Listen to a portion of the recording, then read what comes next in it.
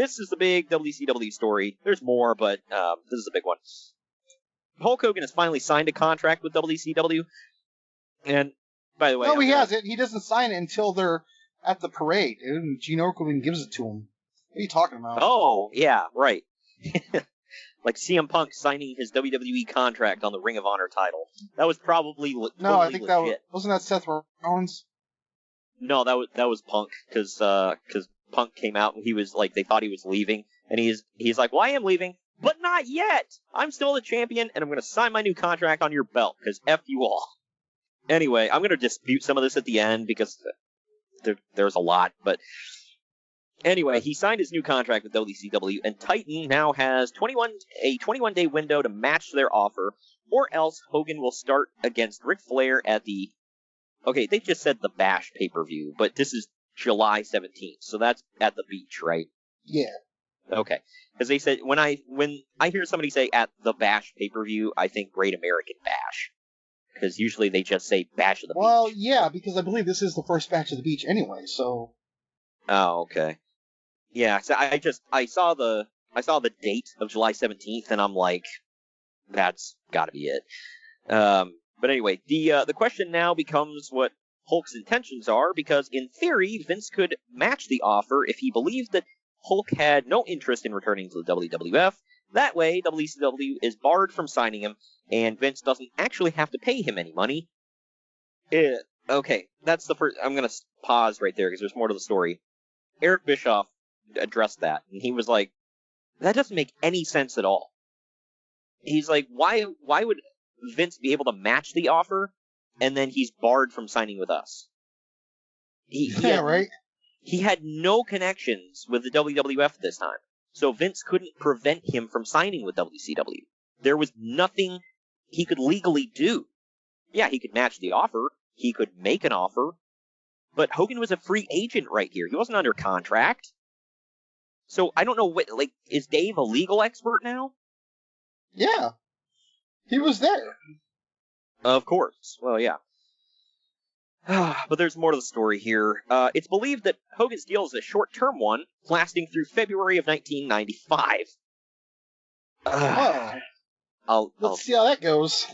Yeah. Well, given that Thunder in Paradise is due to be renewed based on strong initial ratings, one thing that Uncle Dave can confidently state is that Hulk Hogan in WCW is not something that's going to be for the long haul. Oh, okay. How'd that prediction work out for him? Well, it was not going to be, but then to spite him, he signed longer. Yeah, well, plans changed.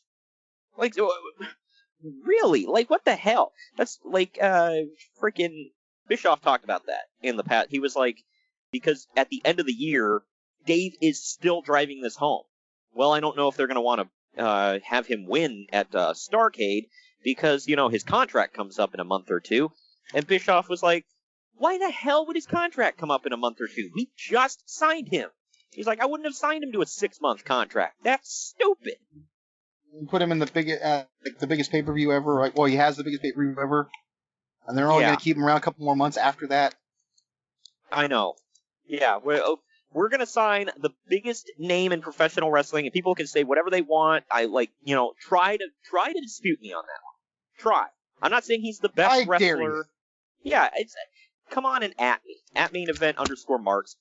Like, I don't care if you hate him or love him or whatever. And I'm not saying he's the best wrestler in the world. I'm saying he's the biggest, most popular wrestler in the world in 1994.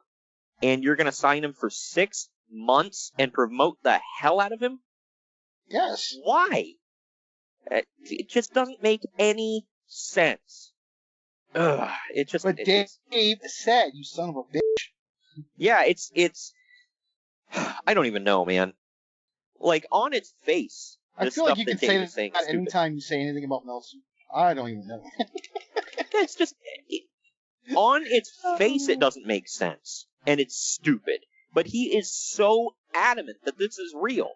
And then come the time, he's like, well, he signed a new contract. There was no new contract. It was the same damn contract. Where are you getting your information? At this point, I'm going to say Mike Graham. Yeah, maybe Mike Graham. That's a good one.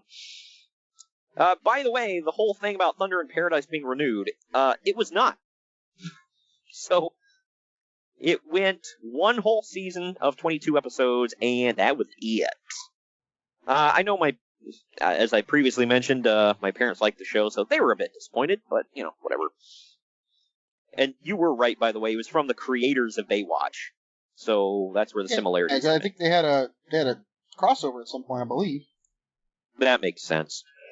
And in May of 1994, during a taping of WCW Saturday Night, Hogan publicly expressed a desire to return to professional wrestling and hinted that he would no longer be a part of the show. Yeah, that's why. Not that the show got canceled, and you're just preempting it. Whatever. Hulk's gonna Hulk, man.